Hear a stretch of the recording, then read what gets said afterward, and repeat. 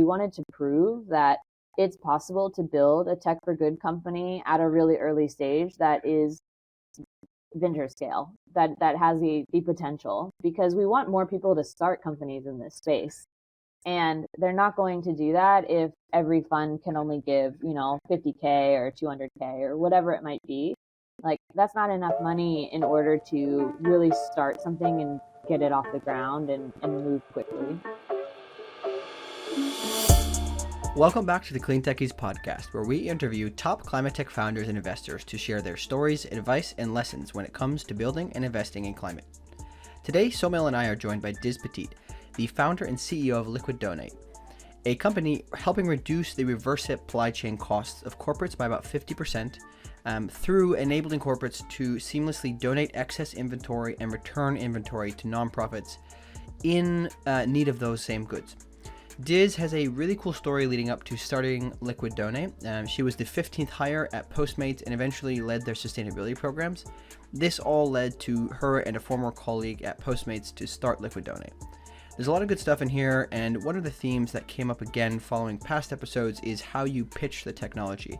They specifically pitch their tech for its benefits other than being climate positive when raising, just to prove that not all climate venture scalable businesses require climate VCs to invest.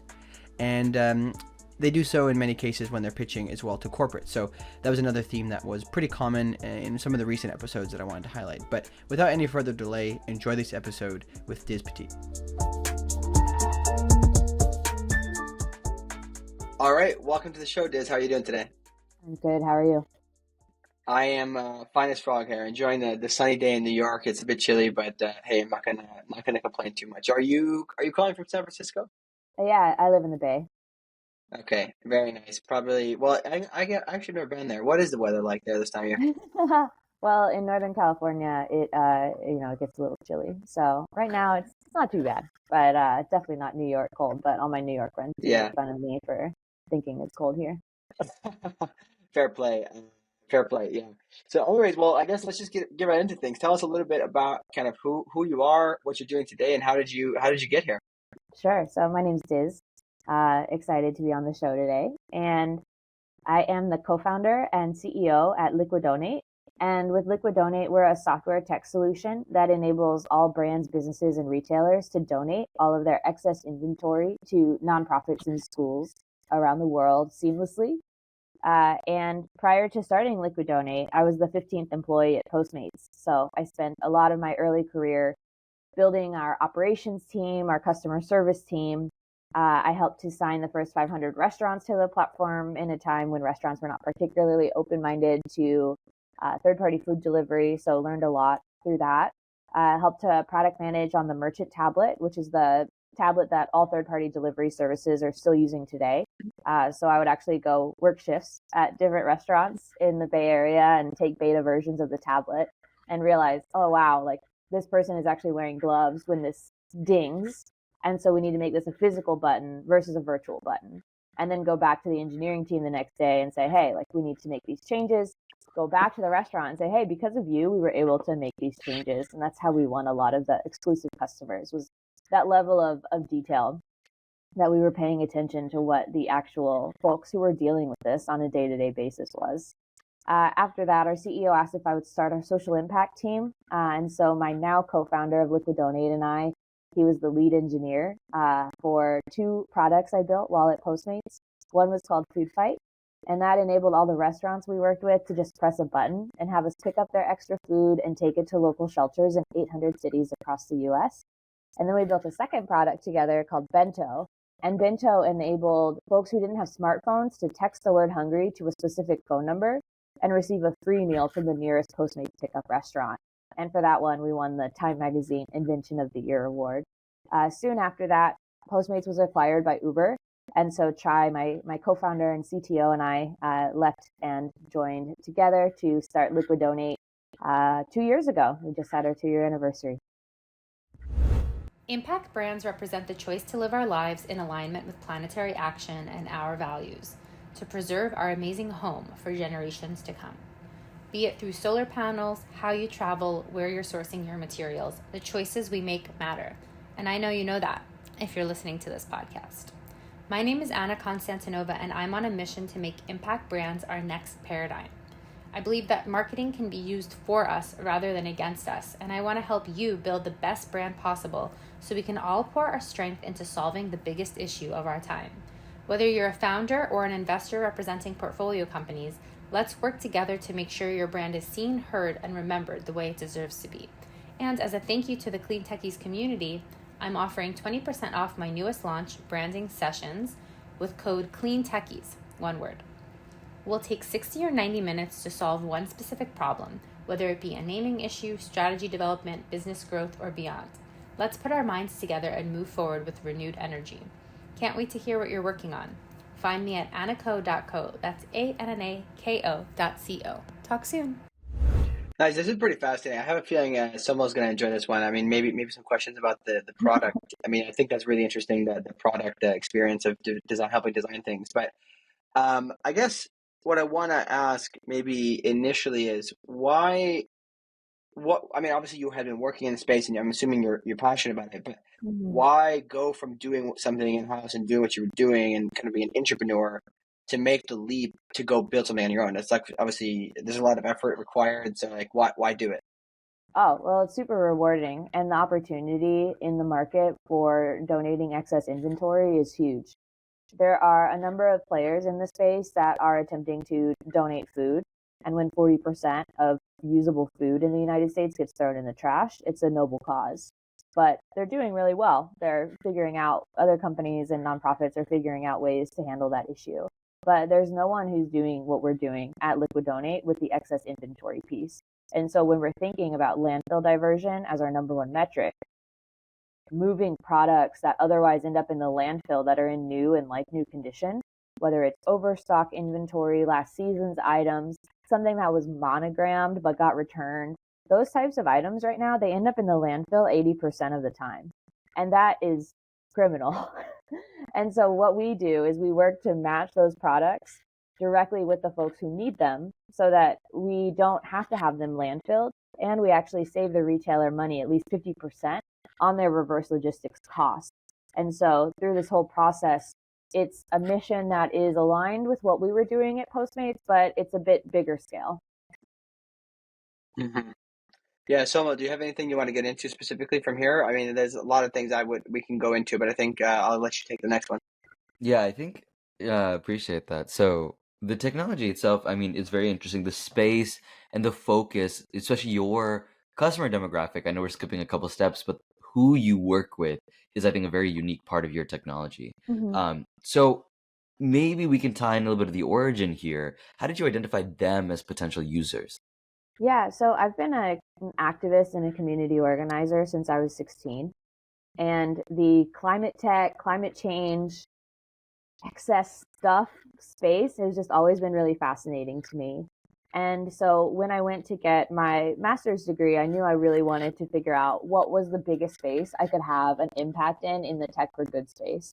And so I really focused all the work in my MBA on figuring out what that space would be. And through research, as well as some intuition, excess inventory and overstock was really the space that had the biggest TAM. I knew I wanted to build a venture-backed company that was at venture scale, that made a huge difference to what we're doing with products today, not only for the landfill, but also for the folks who need these products. And so in order to do that, we went with the excess inventory space. I think part of it too is like who you ended up like working with, or I guess selling into and collecting waste from. Could you just talk about like how you decided to go from getting this massive amount from retail and then pushing it to I think the point that I'm getting is you give it specifically to nonprofits and schools, right? And so how did you identify and get those stakeholders at the table? Yeah, so one of the things we learned at Postmates was that we really needed to do a good job of matching supply and demand. I think that's like a pretty common understanding, but it's difficult to achieve that. And so with Liquidonate, when we started, we built our supply team, our sales team along the same lines as our demand team. And so we had these two teams working together at the same time in order to build our supply and demand so that we would never have a mismatch on our marketplace. And so on the supply side, we have our sales team, and they focus on going after retailers that have a sustainability mission. I think that's like the first easiest way to enter into a conversation is, hey, you have a publicly stated goal that you're going to be more sustainable in X, Y, and Z space. We can help you do that. We're integrated technology that makes it easier than throwing it away. That's kind of an easy win. The other person that we can sell into on the retail side is the head of reverse logistics. So the folks who really feel the pain of what the returns and reverse logistics space is. They know how challenging this is, and there's never been a company that's been able to match their product at this scale. And so on the demand side, the way we did that is the team is partially made up of the folks who built the food fight database with me at Postmates. So extensive experience in the database building side. But then also the other folks who are on the team are nonprofit, ex-nonprofit employees as well. So we know how to talk the talk and walk the walk on that side and really build a product that is delightful for the end user, which in this case is the nonprofit, so that they keep using us over and over again, that we're really delivering a meaningful service to them. And then on the supply side, making sure that we have a really seamless product that works for them and really does make it easier than throwing it away. Hey there. Are you building a climate tech business and looking for very specialized talent? Consider reaching out to our sponsors, NextWave Partners. NextWave are experts in talent acquisition, recruitment, and retention across the climate tech, renewables, and ESG spaces globally. So if your team is growing or you're looking to make a career change yourself, feel free to reach out to NextWave at next-wavepartners.com or reach out to one of their consultants directly via their LinkedIn page. I'm gonna use that transition now. Why don't we get into what is the experience? What does the product experience look like for the demand side? So for the retail, and then what does the product experience look like on the other side for your nonprofit or school organization? Could you just walk through like what just this is an audio podcast, but just what would the product experience look like on both sides? So Liquidonate, we're the first and only software technology solution that seamlessly matches and moves the inventory to nonprofit schools and other upcycling innovators so that we can advance the circular economy. And so anyone dealing with inventory on the supply side can use Liquidonate in one of the following ways or both of the following ways. So the first product that we have is called Magic Matches, and it's our solution that is focused on returns. And it's a technology solution that enables retailers that accept online returns to route those returns to a local nonprofit directly from the customer's home instantly. We cut the shipping cost and the labor cost for the retailer by 50%. And Magic Matches is available for retailers who are using returns management software already, like Loop or ReturnGo. Or we also have a Shopify app that a retailer can download. And as soon as they fill out the workflow of what they want, which every RMS requires them to do anyway, then it will say, hey, anytime an item is, for example, under $25, we don't actually want it back.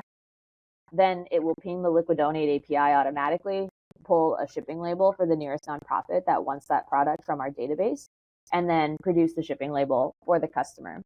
And so on the retailer side, when they're using our Magic Matches program, they actually don't even touch the product once they've shipped it out. On the demand side, when the nonprofits sign up, they're able to tell us the types of items that they want to be notified about. And then they can also tell us if they want to opt in to receive Magic Matches, so instant donations in those categories, or if they would prefer to shop the marketplace. Either one is totally fine, just depends on what they want. And then they either receive the products that are in the categories automatically at their door, or they will get an email every morning between 9 and 10 a.m.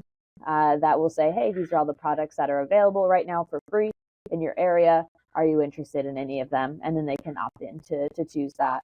The other thing that I want to mention about the supply side is that we have the instant tool, which is awesome. It's Magic Matches. And that's really a first of its kind solution.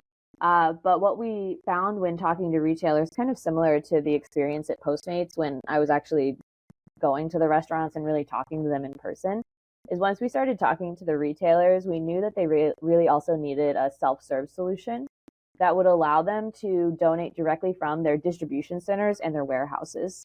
And so we built the self-serve tool to enable anyone, whether they are a warehouse manager, a conference or event planner, facilities manager around the country, to list their unwanted inventory on the marketplace for donation. And then a majority of those products get uploaded to our site and matched within 48 hours and moved within 7 days. So we are really excited about that product too. We have a huge uptake on that side as well. Hey there. Quick break to remind any founders or VCs listening, if you are looking for deal flow, seeking to raise funding, looking for partners to help service your needs, or perhaps you're looking for corporate investment partners, feel free to reach out to us through our Slack channel, which can be found in the description. Because we meet a lot of people in this space, we set aside time each week to make introductions to the various people that we encounter. This is something we do free of charge in order to help these incredible companies solving climate change to scale. Looking forward to hearing from you in the Slack channel. Mm-hmm. I think this is really fascinating. I also appreciate how you're doing a really good job of explaining how this works. I mean, I'm very fascinated by the fulfillment space. I had for a very short time, I had my own little side business selling mate. And I just remember getting super excited about figuring out all this stuff. I think it's quite interesting. But I wanted to go back to a couple of things. So when you talk about, there's a number of topics, I'm trying to cover these in a succinct way, but do companies who don't have necessarily stated giving goals, or they're not trying to be sustainable or whatever, do they have any interest in this product? And if so, why? Yeah, so we save them 50% on their reverse logistics costs. And what business doesn't want to save money on accepting online returns? I think most consumers have come to a point where they expect to be allowed to return almost anything at any time, regardless of condition or receipt or whatever. So this is table stakes for the retailers. And so to be able to save them money on that is a no-brainer. Okay. And then are there any other like co-benefits aside from that you also notice that people who are, they don't have like these, CSR goals or whatnot? I mean, even if the CSR person isn't on the phone for those conversations about reducing the cost in reverse logistics, people still get excited about the idea that nonprofits are going to receive the goods. We think, most people are good at heart, and most people don't like to throw things in the trash when they're still perfectly good and usable items.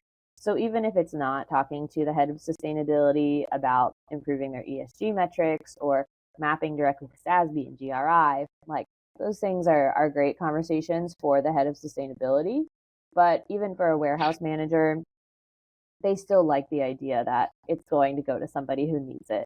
So there is still a soft sell on the sustainability aspect and the just general good humanness of it. So we always talk about that too. I mean, it's also, if I'm not mistaken, in a lot of cases, they actually have to pay for the disposal of the waste, correct? Yeah, and we take that into account when we say that we'll save them 50% on their reverse logistics costs. Got it. Okay, and then the other thing I wanted to talk about is more on the companies who they have a CSO, they have somebody who's focused on ESG in the company. What is their response when they seem like this? It's like kind of solving a lot of these problems for them, because I know most companies, when they have an ESG person, they're mostly working on the E part, right? They're not talking about the kind of more localized social responsibility and things of that nature. So I'm kind of curious to hear the interest in how people are excited or maybe mediocre about it. Yeah, so it depends on the size of the company, obviously. So somebody who is the chief sustainability officer at a large enterprise company, they're going to have a lot of stake invested in how do we make sure that we're getting testimonials from nonprofits, how that we can use for our sustainability reporting. How do we make sure we're getting waste tracking metrics so that we can input that as part of our ESG scores? So they're thinking on that level. And on the smaller businesses that maybe don't have a CSO at an enterprise level, they're still thinking about how can I make sure that we're appealing to Gen Z? How can I make sure that we're talking about our sustainability strategy, that we are posting photos of the nonprofits receiving our goods, because this idea of giving back is not going anywhere, and it is starting to become table stakes for retailers. And so we see a huge uptake in the sustainability side or the for good side, whatever you'd like to call it. And so today we work with a number of different retailers, from small retailers that are running their companies from their home all the way up to retailers like Room and Board. So for example, Room and Board, we're the national donation partner for them. And so we focus on how can we help them match and move all of their excess inventory, their returns, all of those products into the hands of people who need them. And in those situations, it's both. They're really excited about the sustainability aspect as well as the savings. And so it's a win-win. Mm-hmm. Hey there, thanks for listening to this episode. If you made it this far, it's likely that you're enjoying the show, so I wanted to ask your help. If you're enjoying it, please give us a review on Apple Podcasts and share with somebody in the same industry who might find this interesting. And if you're interested in getting summaries of these episodes, go subscribe to our newsletter that comes out on LinkedIn and Substack. Links can be found in the description. Thanks for your help in growing the reach of this show. Yeah, I mean, just a comment on this. I think there's a lot of, I'm running a sustainability search right now in my day job, and there's some companies that they're kind of going kicking and screaming into hiring an ESG person because they're help. In the case of this one, it's a fund, right? Their LPs want them to. But I think it's very interesting to think about. There's just so many solutions like this that are actually very positive on this ESG side, but also saving money, right? And it just goes to show that there's many, maybe not all of them are that way, but a lot of them are cost saving. And when you look at it as a whole, it's probably almost always going to be cost saving, depending on the business. But one thing that I think I'd be really curious to get your take on, you mentioned this earlier, kind of in passing, but I want to make sure you give some advice to other founders here, is on this topic of, you mentioned something about your metrics for waste diversion to landfills. Can you talk, generally speaking, about setting metrics? As a business, you have to make money and you have to grow, but can you talk about setting kind of co-metrics, if you will, when you're building a, let's call it, in the words you use, tech for good business? Can you talk about this a little bit, and then maybe specifically how you guys look at that kind of diversion of waste from the landfills in addition to the growth of business? Yeah, so when starting a company that you know is going to be venture backed, or you want to be venture backed, and you start talking about being the anti-Amazon in terms of size, like you go to Amazon to buy something, we want you to think about Liquidonate every time you don't want something anymore. You have to first figure out what is a business model that makes sense, that is going to be completely scalable on multiple levels so that you can reach profitability. And so that was the first thing that we needed to figure out, alongside the fact that my co-founder and I are both really interested in building tech for good. And so we kind of view the food fight project that we did at Postmates as our MVP. We learned how to build out a database. We learned all of the trials and tribulations of accessing lists of nonprofits online who may or may not actually be active, and building out the product that enabled the person who needed to push the button to push the button. And that's a similar system to what we're doing now. And so we have already moved over 9 million items in 2 years. And so we know that we're doing the right thing and that we're on the right trajectory. And one of the ways that we know that is because we established metrics in advance. I mean, it's a good hygiene practice that we learned at Postmates, but also is repeated in every startup, how to start a startup book, is that you need to establish metrics early on so that you can continue to rate yourself against them before you are too deep in it, right? And so with us, our number one metric is how much material have we diverted from the landfill, how many items have we donated, how many nonprofits have we helped. Those things are all great. And then obviously also, how many customers do we have? What is our ARR? What do we have in the bank? All of those things come alongside of it. So I would say, if we're thinking about how we track metrics, numbers like 1 through 6, we obviously start with the impact that we're having. But, I would say it's more like 1.1, 1.2, rather than like 1, 2, 3, 4, 5, 6, because they're all so close in like how important we view them all. So they're all extremely close in how we measure them, because we know we can't help the nonprofits with what they need if we don't provide an appropriate service for the supply side. That's really, I know Silas has been sort of leading a lot of these questions, but the marketplaces always have a lot of internal decisions that you're making in terms of balancing how much revenue you take per transaction. Are you trying to incentivize more volume or more revenue?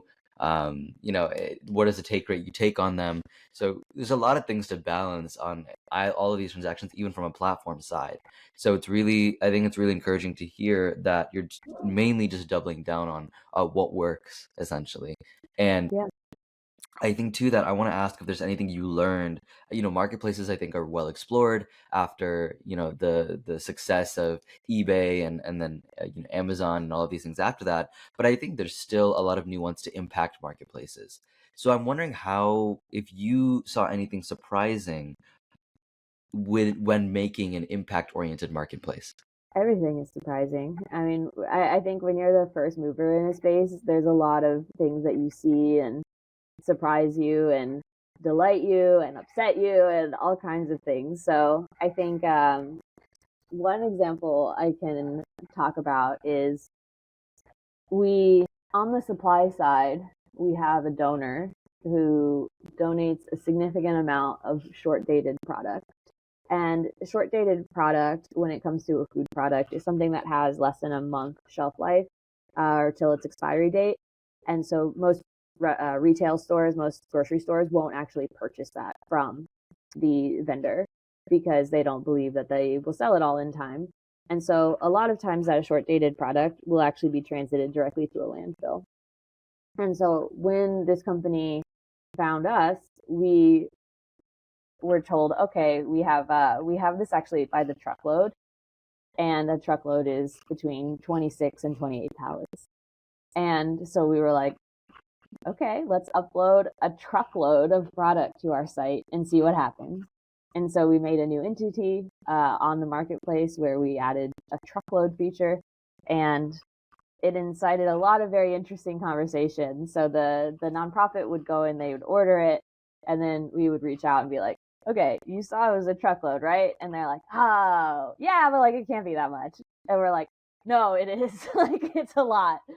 And so having a lot of those conversations and then seeing the way that the community came together to find ways to support this, like, I mean, some of the nonprofit partners were like got volunteers together to accept the donation and distribute it right away, like all this stuff. It was just so cool to see how everyone came together and made that work. But that was definitely a surprise of like, okay, what do we do? We've dealt in furniture, we've dealt in food, like we've dealt with individual returns, like we've dealt with a lot of strange things, but like truckload was the first time that we'd had that size. And so that was an interesting use case, but we figured it out. I think that's hilarious. That's a great story, by the way. I'm just going to say that much. That's awesome. Yeah, it was, it like haunts my nightmares in some ways, just because like the logistics of figuring it all out was very challenging, but the outcome has been really wonderful. So it was worth it. One thing I want to ask, I know we're getting towards the end of the show, so the last major topic that I want to put in front of you is just to get a little more insight into your fundraising process. Actually, interesting tidbit. Your seed round was backed by Uncore Capital. Is that correct? Our pre-seed. Oh, your pre-seed. And they were the original founders behind Postmates as well. Yeah, the original funders. The original funders, sorry. So super cool, interesting dynamic there. Was that sort of, I think we've seen a couple founders in the space who have built companies within climate or impact that had investors that were non-climate or impact focused. And it was mainly the grit and the skill of the founders that, these previous funders trusted.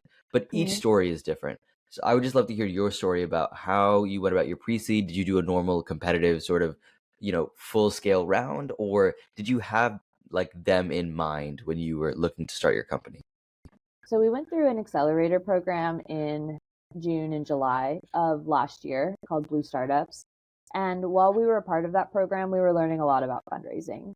And we knew that we wanted to raise a round bigger than the friends and family round that we'd started with. And Uncork Capital was clearly a front runner option for us. And we were really interested in going with an institutional VC versus one that specifically focused on female founders or underrepresented founders or climate specifically, because we wanted to get millions of dollars in our first round. Like, we wanted to prove that it's possible to build a tech for good company at a really early stage that is venture scale, that has the potential, because we want more people to start companies in this space. And they're not going to do that if every fund can only give, $50K or $200K or whatever it might be. Like, that's not enough money in order to really start something and get it off the ground and move quickly. So we were excited about going with an institutional fund. And because of the relationship from Uncork being one of the first funders of Postmates, it was a pretty straightforward conversation with what we're building. And yeah, it's been an exciting journey with them, and we are excited to be backed by them. They're a really great fund, and we've met a ton of other great founders through them. And yeah, we're very lucky and grateful to have their backing. Just one quick follow-up on that. Was there any nuance bringing an impact-oriented company, or one that at least has metrics that are not purely financial, to, again, like you said, this is clearly what you wanted, Always. but was there a process you had to go through to make that happen? Yeah, I mean, we had to know that we wanted that we needed to lead with the savings that we're providing to the retailers, the brands and the businesses that are using our services. So I think maybe something that people do when they are creating a tech for good company and trying to get institutional funding from VCs is, it seems like maybe they're not leading with the fact that this could be huge. We could be as big as Amazon or Uber. Like, that's not the scale they're thinking about because of whatever reason. And so we knew we needed to lead with that. And so that's what we lead with. And we lead with that on all of our sales calls too. We know that saving 50% on your reverse logistics costs, it's a catchy soundbite. It's true. And it is something that can entice almost anybody to have a conversation with us. And so in those situations, you just have to be aware of like what it is that you're selling to meet your ultimate mission. And for us, that's to accelerate the world's transition to a circular economy. That's our mission. But how do we get there? We build a huge company. I love it. We're getting really close to the end, so I think we should definitely ask you, because you have quite a lot of insight on these things. What are your best 2 to 3 pieces of advice for founders in the climate space when building? It could be anything. It could be go to market, fundraising, like how do you pitch products, etc.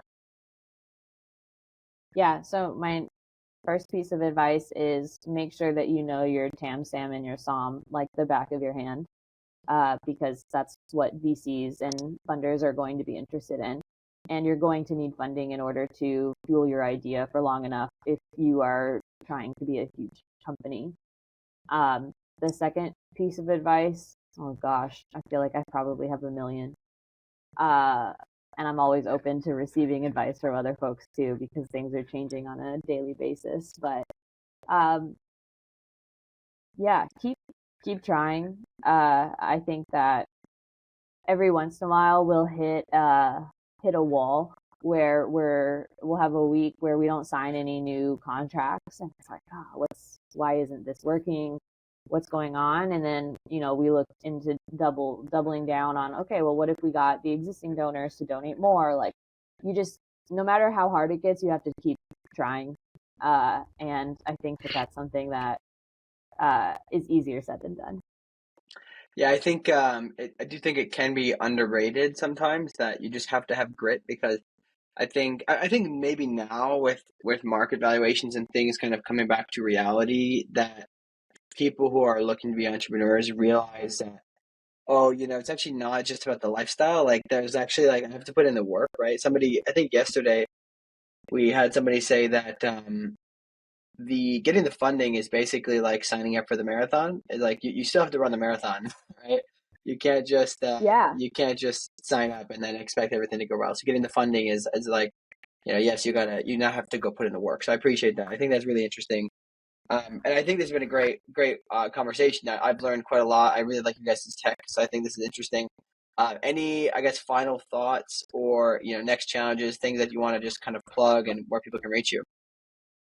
Yeah, so folks can reach out to us. My email address is diz@liquidonate.com. It's like liquidate and donate in one word for those who are listening. And I'm happy to chat with folks and happy to pass along information to our sales team. They're a really great team. We have an awesome team, so you'll be in good hands with whoever you chat with Liquidonate. And yeah, we have some exciting stuff coming in the new year, so maybe we'll chat again then once we launch it. Very nice. Absolutely. It's a pleasure to have you on. I really enjoyed this and looking forward to seeing how you guys continue. Yeah, thanks so much for having me.